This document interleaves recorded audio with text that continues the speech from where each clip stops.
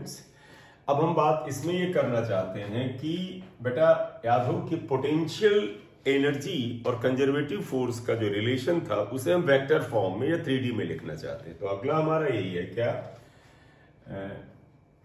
Relation between U and F conservative force है इन 3D, 3 dimension में आएगा और इन वेक्टर फॉर्म में भी लाना चाहते हैं। अगर हम इसे वेक्टर फॉर्म में, तो आप जरा सा देखिएगा बेटा ध्यान से। देखो वी नो दैट, हमने आज ही पढ़ा या इसके पिछले लेक्चर में आपने पढ़ा कि conservative force equal to minus du/dr होता है। ये इक्वेशन हमने पढ़ी है।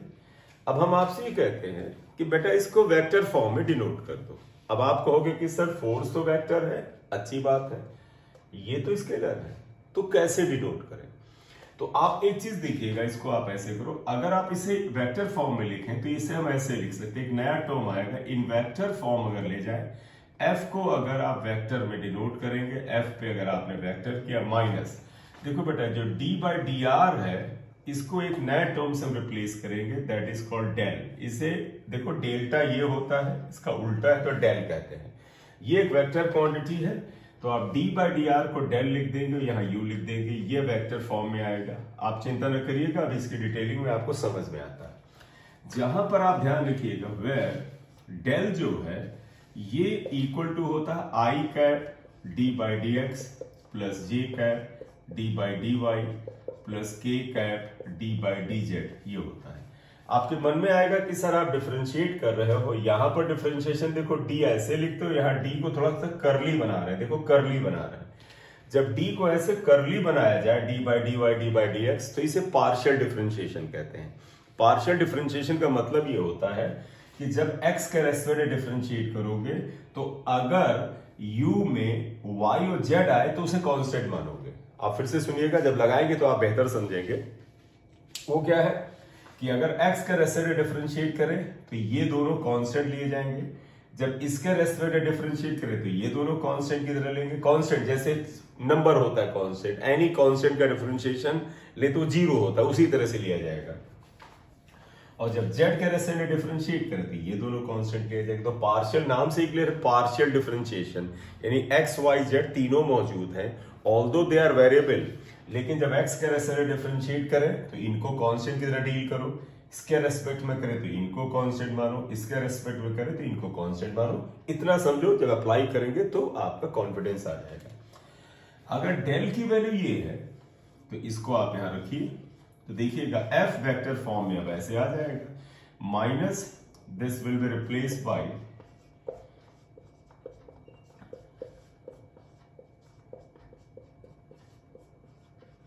और ये u है, थोड़ा सा ब्रैकेट ओपन करके लिख दें तो याद रखने में आसानी रहती है। बड़ा इंपॉर्टेंट है बेटा, ये पूरी फिजिक्स में आपको कम से कम 3 चैप्टर में इसका उपयोग आएगा। यहां पर इसके बाद कंजर्वेटिव फोर्स 2 जगह आएंगे, एक ग्रेविटेशन फोर्स और इलेक्ट्रोस्टैटिक। ग्रेविटेशन इलेक्ट्रोस्टैटिक में फिर ये वापस आएगा। देखो तो माइनस यहां आएगा i du/dx, तो i cap du/dx plus j cap du/dy plus k cap du/dz, ये आएगा। ये इक्वेशन 3 आया। तो ये फॉर्म याद कर लो, बड़ा इंपॉर्टेंट है बेटा, minus i du/dx j cap k cap, clear? ये वेक्टर फॉर्म है। इतना पकड़े बेटा इसको, फिर आगे चलो। चलिए आप इसका स्क्रीनशॉट ले लीजिए, लिख लीजिएगा। अब ऊपर आते हैं, थोड़ा सा एक और काम करते हैं। जैसे अगर इस इक्वेशन को ही हम एक दूसरे तरह से लिखना चाहें, देखिएगा तो एक नोट में फिर हम बात करते हैं। देखिएगा सिंस f इक्वल टू बेटा आपका है du/dr है, एरो हटा दीजिएगा क्योंकि ये स्केलर है। तो अगर आप इसे लिखिए तो du इक्वल टू क्या होता है, f/dr होता है।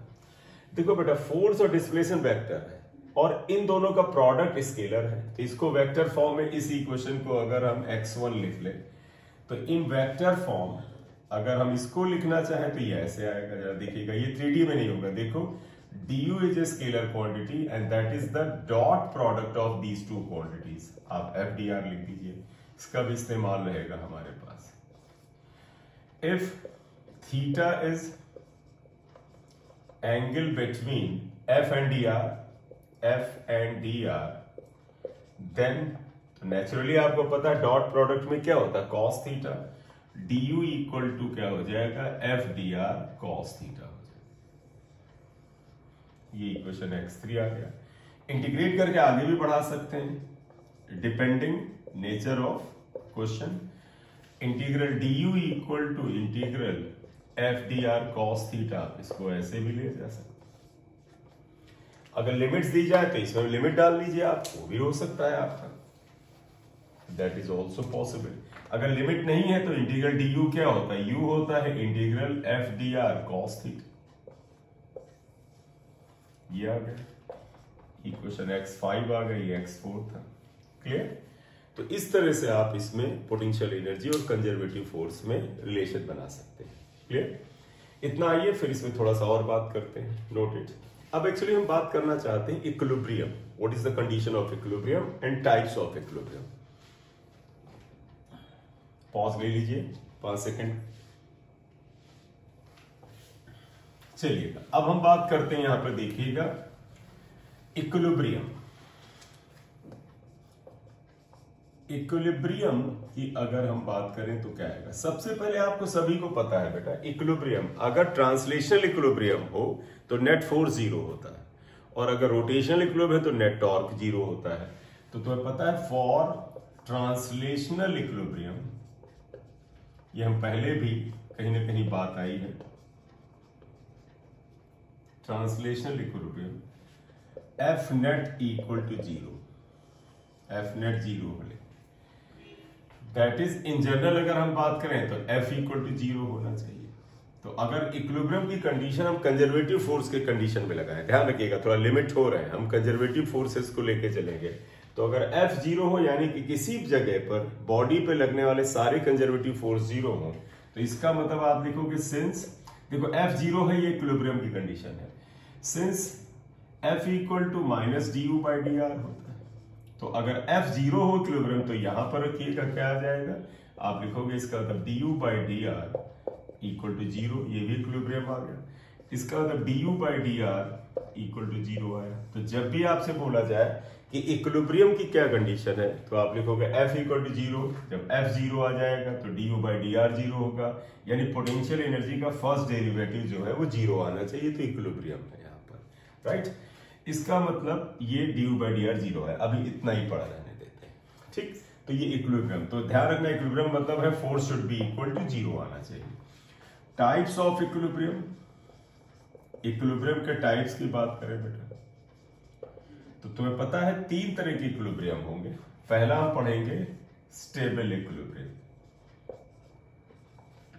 स्टेबल इक्विलिब्रियम ये आएगा। देखो बेटा हर तरह के इक्विलिब्रियम में एफ 0 होता है, तो आप पहले तो ये बात करोगे first thing F equal to 0। Second अगर एफ 0 आया तो आप लिखोगे since F equal to minus D you by D R, इसलिए आप लिख दोगे एफ को 0 लिखो तो इसका मतलब D you by D R equal to 0 आएगा। तो इक्विलिब्रियम में फोर्स 0 होता है, इसका मतलब D you by D are भी 0 होगा, ये कंडीशन आ गई।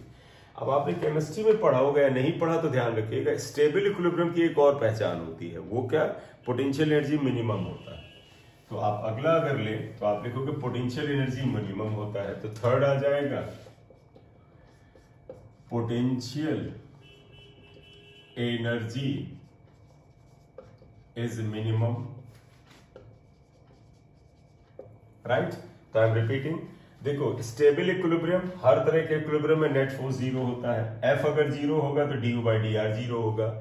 मैंने बताया पोटेंशियल एनर्जी मिनिमम, तो यही चीज फिर वापस आ गई। तो पता है जब पोटेंशियल कोई चीज मिनिमम होती है तो मिनिमा की भी तो कंडीशन है बेटा, उसका फर्स्ट डेरिवेटिव 0 होता है, तो इसका तो पोटेंशियल एनर्जी इज मिनिमम, तो मिनिमम होगा, दैट इज पोटेंशियल एनर्जी का फर्स्ट डेरिवेटिव 0 होगा, तो एक तरह से रिपीटिशन ही है।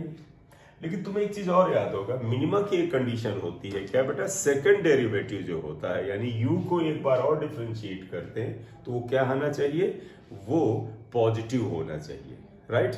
तो and d2u upon dr square is positive. Stable equilibrium की कंडीशन क्या है? Potential energy should be minimum, और आपको पता है कि कोई चीज अगर मिनिमम हो तो उसका फर्स्ट डेरिवेटिव जीरो होता है, यानी कि उसका एक बार डिफरेंशिएशन किया जाए तो जीरो आना चाहिए। तो इसका मतलब du by dr must be equal to zero आएगा। आपको मिनिमम की एक और कंडीशन याद होगी, जब मैक्सिमम मिनिमा पढ़ा था, क्या? अगर कोई चीज मिनिमा है तो उसका जो सेकंड डेरिवेटिव, यानी इसको एक बार और डिफरेंशिएट करें, उसकी वैल्यू पॉजिटिव आनी चाहिए। ठीक है, आर की जिस वैल्यू के लिए सेकंड डेरिवेटिव की वैल्यू पॉजिटिव आएगी, उस जगह पर यू की वैल्यू क्या होगी? मिनिमम होगी। ठीक है, तो ये मिनिमा की कंडीशन बताई। तो हम एक्चुअली बात करें कि स्टेबल इक्विलिब्रियम का है। अब आपके मन में एक प्रश्न आएगा, सर स्टेबल इक्विलिब्रियम को हम पहचाने कैसे? बड़े ध्यान से सुनिएगा, बड़ा इंपॉर्टेंट होता है। मैं तुम्हें स्टेबल इक्विलिब्रियम का एक डायग्राम बना रहा हूं। मान लो ये एक बाउल है, देखो एक बाउल है, बर्तन है। आप इस बर्तन में आप एक यहाँ पे बॉल रखो, ये है, ये बॉल यहाँ रुकी हुई है। जब रुकी हुई है तो इक्विलिब्रियम है, शांत है, रुकी हुई, क्योंकि इक्विलिब्रियम की कंडीशन क्या है? Net force zero. Force zero का मतलब एक्सेलरेशन जीरो। एक्सेलरेशन जीरो का मतलब क्या हुआ? Either particle is at rest और moving with uniform velocity in straight line. Clear? तो अगर ये रुकी हुई है, इसका मतलब इक्विलिब्रियम में है। अगर ये इक्विलिब्रियम में है तो आप एक बार चेक करो कि ये स्टेबल है या अनस्टेबल है। तो इसका सबसे बेहतर तरीका है स्टेबल या अनस्टेबल चेक करने का, कि उस पार्टिकल को जो इक्विलिब्रियम में है, या वो सिस्टम जो इक्विलिब्रियम में है, उसमें से एक पार्टिकल को अपनी जगह से हटाओ। अगर मैं इसको यहां से हटा के यहां ले जाऊं, तो हम अगर इसको यहां से डिस्प्लेस करें तो बताओ, ये पार्टिकल जब यहां से यहां जाएगा तो क्या ऊपर भाग जाएगा? हम अगर इसको यहां से यहां ले जाके छोड़ दें तो ये वापस यहां आता है और थोड़ी देर ऐसे ऑसिलेट करके अपनी जगह पे थोड़ी देर बाद सेटल हो जाता है। स्टेबल इक्विलिब्रियम को पहचानने का बेस्ट तरीका है कि पार्टिकल जो इक्विलिब्रियम में दिख रहा है उसको अपनी जगह से थोड़ा सा डिस्प्लेस करो, रिलीज करो। अगर वो रिलीज करने के बाद भाग जाए, मतलब आपने यहां से हटाया, ये ऐसे अपने आप भाग जाए, तो ये अनस्टेबल इक्विलिब्रियम है। और वापस उसी जगह पे जाए तो इसका मतलब स्टेबल इक्विलिब्रियम में है। तो यहाँ पर ये पार्टिकल स्टेबल इक्विलिब्रियम में है, क्योंकि when it is displaced slightly it has tendency to move back, ये वापस आने की टेंडेंसी रखता है। क्लियर? या तो हमने स्टेबल इक्विलिब्रियम के बारे में बताया। स्टेबल इक्विलिब्रियम में यू मिनिमम होता है। अब हम सेकेंड बात करेंगे, अनस्टेबल इक्विलिब्रियम की हम बात करेंगे। आप ये लिख लें, तो इसको थोड़ा सा ऐसे रब करके चलते हैं। Second is unstable equilibrium. अगर आप उसी तरह से चलना चाहें जैसा कि हम स्टेबल में चले, तो पहला पॉइंट आइएगा, तो पता है तो इक्विलिब्रियम बेटा F0 होना चाहिए, क्योंकि इक्विलिब्रियम का मतलब F0 होता है। अगर मैं इससे ही ये बात निकालूं तो तुम्हें पता है F इक्वल टू होता है माइनस du बाई dr, तो ये जीरो होना चाहिए। यहाँ लिख देना, सिंस F की value minus du by dr होती है, ये जीरो होना चाहिए। क्लियर? तो इसका मतलब है कि du बाई dr जीरो होना चाहिए। तो इक्विलिब्रियम है, चाहे स्टेबल या अनस्टेबल, ये जीरो होना चाहिए। सेकेंड पॉइंट आइएगा, तुम्हें याद होगा अनस्टेबल इक्विलिब्रियम। स्टेबल इक्विलिब्रियम में पोटेंशियल एनर्जी मिनिमम थी, लेकिन अनस्टेबल में मैक्सिमम होती है। Potential energy is maximum. तुम्हें फिर याद आएगा बेटा कि मैक्सिमा की क्या कंडीशन थी? मैक्सिमा की कंडीशन ये थी कि जो चीज मैक्सिमम है उसका एक बार किया गया डिफरेंशिएशन जीरो आना चाहिए। तो देयरफॉर इससे क्या लिख दोगे कि du बाई dr, यानी अगर PE मिनिमम है तो इसका डिफरेंशिएशन जीरो होना चाहिए।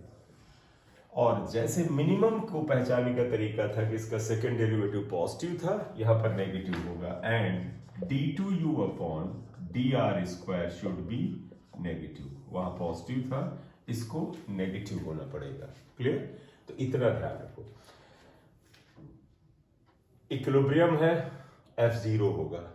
F0 तो F की जगह ये वैल्यू रखो, du by dr zero. Potential energy maximum है, इसका मतलब कि du बाई dr जीरो होगा। तो मिलता जुलता है। आपको पोटेंशियल एनर्जी मैक्स क्यों है? क्योंकि ये अनस्टेबल इक्विलिब्रियम है। ठीक है, डायग्राम बनाना चाहे तो बेटा जो बाउल पीछे में लिया था, आप देखो इसको ऐसे रख दो, ये बाउल। अब बताओ अगर हम इस बाउल के टॉप पर एक ब्लॉक को, बॉडी को यहाँ पर रख दें तो इक्विलिब्रियम में है। आप देखो ये इक्विलिब्रियम में है तो तुम कहोगे सर रुका हुआ है तो इक्विलिब्रियम में है। अब ये चेक करो कि ये स्टेबल अनस्टेबल है, तो बेटा तरीका वही है, इसको अपनी जगह से थोड़ा सा डिस्प्लेस करो। अगर वापस जाने की टेंडेंसी रखे जहां पर था स्टेबल, ना वापस जा पाए अनस्टेबल। बताओ इसको अगर हम यहां से ले जाके यहां अगर छोड़ दें तो क्या ये वहां वापस जाने की नियत रखता है? नहीं रखता है, भाग जाएगा। तो इसका मतलब ये अनस्टेबल था, दिखावा कर रहा था केवल, ठीक है। तो है तो इक्विलिब्रियम लेकिन स्थायी नहीं है, अस्थायी है, अनस्टेबल है, तो ये अनस्टेबल है। पोटेंशियल एनर्जी मैक्सिमम माना है तो देखो बेटा इस पूरे सिस्टम में ये सबसे निचला पॉइंट है, नीचे पोटेंशियल एनर्जी कम होती है, ऊपर ज्यादा, यहाँ देखो हाईएस्ट पॉइंट है। तो पोटेंशियल एनर्जी तो मैक्स ही है, क्योंकि जब कोई चीज ज्यादा ऊंचाई पर होती है उसकी पोटेंशियल एनर्जी ज्यादा होती है, ठीक। इसे नोट कर लो। तो तीसरा पॉइंट बात कर neutral equilibrium. Third is neutral equilibrium. Neutral equilibrium फिर देखिएगा बेटा, इक्विलिब्रियम है तो F तो जीरो होगा, F जीरो है इसका मतलब du by D are zero होगा, du by D are zero मतलब है du बाई डी आर, यह माइनस था इसको आप इधर ले जाए तो आप ऐसे लिख दें इक्वल टू जीरो है, सही है। du by D are zero से आप यहां से निकालना चाहे तो आप लिख सकते हैं du इक्वल टू जीरो, इसका मतलब u कांस्टेंट हुआ। तो बड़ा बात सुनिएगा, स्टेबल इक्विलिब्रियम में u मिनिमम, अनस्टेबल में मैक्सिमम, न्यूट्रल इक्विलिब्रियम में कांस्टेंट, मतलब ना तो मैक्स ना मिन, हर जगह कांस्टेंट होता है, ठीक। और अगर आप इसमें और ले जाए तो देखिएगा अगर ये हुआ तो इसका डायग्राम बनाए तो इसका ही आएगा। एक हॉरिजॉन्टल टेबल है, अगर इसके ऊपर एक ब्लॉक रखा है, यहाँ एक बॉडी, बॉल, ब्लॉक, व्हाटएवर ये, तो आप देखो आप इसको अगर दाहिने थोड़ा खिसका दो या बाएं खिसका दो तो क्या तुम गारंटी लेते हो कि दाहिने खिसकाएंगे तो ये भाग जाएगा? नहीं। क्या तुम गारंटी लेते हो दाहिने खिसकाएंगे तो वापस आ जाएगा? नहीं। तो कहोगे सर पता नहीं क्या होगा। इसका मतलब इक्विलिब्रियम डिसाइडेड नहीं है, ना तो अपनी जगह से डिस्प्लेस करने पे वापस आने की क्लियर टेंडेंसी है, ना तो अपनी जगह से डिस्प्लेस करने पर भाग जाने की क्लियर टेंडेंसी है। आप कहोगे सर वी कैन नॉट से। दूसरा देखो, चाहे यहां पर हो यहां पर, ये बॉडी यहां हो यहां हो यहां, जमीन से हाइट सेम है, हाइट सेम है तो यू सेम होगा, सेम का मतलब कांस्टेंट, तो ये न्यूट्रल इक्विलिब्रियम कहलाता है। क्लियर? इतना नोट कर लो। पोटेंशियल एनर्जी और फोर्स का ही एक क्वेश्चन करते हैं। आप देखिएगा क्वेश्चन क्या कहता है, कहते हैं U X graph of particle is as shown. देखो ये यू यानी पोटेंशियल एनर्जी, एक्स यानी डिस्टेंस, डिस्प्लेसमेंट, पोजीशन के बीच में ग्राफ दे रखा है। ग्राफ इज लाइक दिस, ये यहां से यहां जाता है फिर ये जाता है। कहते हैं convert it into FX graph, यानी कि आप यूएक्स ग्राफ को फोर्स और डिस्प्लेसमेंट ग्राफ में कन्वर्ट करो। आपको सबसे पहले क्या करना चाहिए कि सर यू और फोर्स में, अगर आप देखो ये एक्स है यानी यूएक्स ग्राफ, एफएक्स ग्राफ यानी एक्स तो बदल नहीं रहा है, हमें यू को फोर्स में ले जाकर के कन्वर्ट करना है। तो सोल्यूशन में आप ऐसे आइए, आप क्या लिखोगे, since F equal to minus D you by D x. अब आप एक चीज समझिएगा, इसका मतलब f equal to negative minus है, d you by D x क्या है, d you by D x देखो तो पोटेंशियल एनर्जी और डिस्प्लेसमेंट के ग्राफ का स्लोप है। तो आप इसे क्या कह सकते हैं, आप कह सकते हैं this is slope of UX graph, ये यूएक्स ग्राफ का स्लोप है। तो अब आप बस इसी से सारा आ जाएगा। आप जरा सा देखो, यानी कि जो फोर्स होना चाहिए, फोर्स जो होगा वो यूएक्स ग्राफ के स्लोप के नेगेटिव के बराबर होगा। जरा आप आइएगा या देखिएगा, तो अगर मैं बात करूं O से A तक यानी यहां से यहां तक जब ये आता है, चलिए आप चाहें तो इसको भी आप रख दे, P लिख ले इसे Q। तो देखो फ्रॉम O टू P आप यहां से यहां तक, तो देखिएगा यूएक्स ग्राफ जो है this is a straight line, और स्ट्रेट लाइन का एंगल फिक्स होता है, कांस्टेंट होता है। तो आप O से P तक क्या लिखोगे, आप लिखोगे slope du by D x क्या होगा, कांस्टेंट होगा। बोले बेटा क्यों? क्योंकि इसी स्ट्रेट लाइन का स्लोप क्या होता है, कांस्टेंट होता है, एक होता है, वन वैल्यू होती है tan थीटा के बराबर। तो अगर ये कांस्टेंट होगा, आप देखिए du by D x is constant, तो इसका मतलब अगर मैं फोर्स और डिस्प्लेसमेंट ग्राफ बनाऊं तो देखिए यहां इसी सोल्यूशन का पार्ट लेना बेटा। तो देखिएगा अगर मैं ग्राफ बनाऊं तो क्या आएगा, आप कहोगे सर आप ये फोर्स ले लीजिए, इधर आप फोर्स ले लीजिए, ये डिस्प्लेसमेंट ले लीजिए, इधर की ओर फोर्स प्लस लीजिएगा, इधर को माइनस ले लीजिएगा। तो पता क्या बता रहा, ओ से पी तक यानी ओ से पी तक का अगर फोर्स डिस्प्लेसमेंट ग्राफ में कन्वर्ट करें तो ये क्या आएगा, ओ से पी तक slope D you by D x क्या है, कांस्टेंट है। तो इसका मतलब बताइएगा देयरफॉर एफ क्या होना चाहिए, नेगेटिव, और slope of you x graph क्या है, कांस्टेंट है, यानी नेगेटिव और कांस्टेंट वैल्यू आएगी।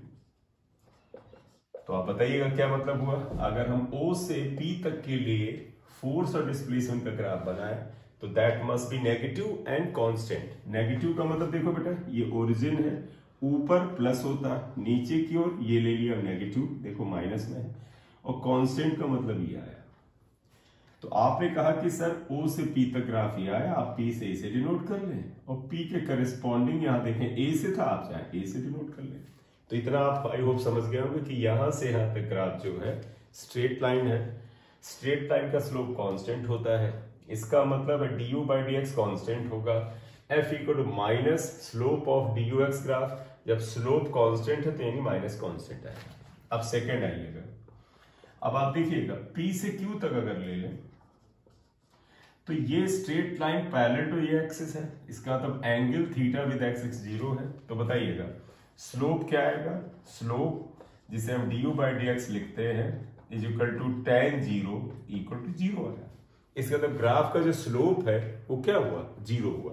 तो स्लोप 0 का मतलब हुआ, देखो बेटा स्लोप 0 हुआ तो slope of you x graph अगर 0 है तो आप बताइएगा यहां से एफ की वैल्यू क्या आ जाएगी, माइनस ये 0 आएगा, माइनस का कोई मतलब नहीं, 0 हो तो 0 आया, यानी फोर्स जो है P से Q तक 0 बना रहेगा। यानी अगर बनाना चाहे तो आप कह सकते सर P से Q तक, अगर इस पॉइंट को अगर आप B से बनाना चाहें इस पॉइंट को, तो यहां से यहां तक देखो फोर्स 0 है, देखो ये 0 वैल्यू है, ये है। तो ग्राफ के इस हिस्से का ये पोर्शन आएगा, इस हिस्से का ये वाला पोर्शन आएगा, ये ग्राफ हुआ फोर्स। देखिएगा नेक्स्ट क्वेश्चन अगर हम ले लें तो देखो बेटा potential energy of a particle varies with x as follows। अब वो ये u इक्वल टू 5, देखिएगा u equal to 5 X square minus 4 ये दिया। तो देखो पोटेंशियल एनर्जी का x के साथ वेरिएशन दे दिया है, कहते हैं then force F acting on the particle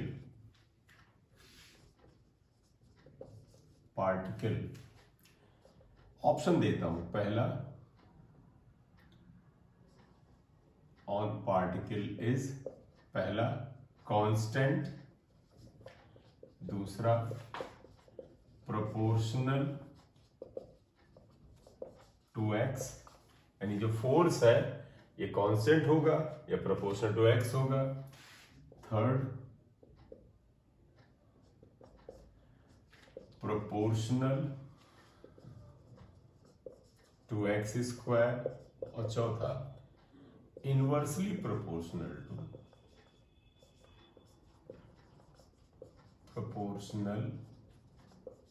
to x. तो ये चार ऑप्शन है, चेक करना बड़ा आसान है बेटा, आप खुद देखो। अगर पोटेंशियल एनर्जी मिल जाए और फोर्स के बारे में पूछे कि बताओ क्या है, तो आप सीधे जाओ, आप सोल्यूशन में जाके क्या कहोगे, देखो u equal to 5x square minus 4 ये गिवा है, देयरफॉर बताइएगा f इक्वल टू क्या होता है du बाई डी एक्स। बेटा ये अगर x का फंक्शन हो तो du बाई डी एक्स लिखो, अगर यहाँ r होता तो du बाई डी आर लिखते, यहाँ y होता तो du बाई डी वाई लिखते। तो ये क्या आ जाएगा, f equal to minus D by D X, u की वैल्यू है 5x स्क्वायर माइनस 4, तो therefore f is equal to, देखो माइनस को माइनस रखो, d by D X 5x square क्या 10x हो जाएगा, और minus d by D x constant क्या होता है 0, तो f equal to minus 10x इसका मतलब f is proportional to x, तो f is proportional to x आएगा, ये आंसर हुआ। तो देयरफॉर आंसर क्या हुआ, आंसर जो हुआ that is second answer is correct. तो फोर्स जो है वो प्रोपोर्शनल टू दिस, ये आएगा। देखो एक क्वेश्चन और लेते हैं। If u equal to 4x square, देखो u equal to 4x square, ये 8x स्क्वायर ले लेते हैं, 8x square minus 4x plus 400, then find out value of x for which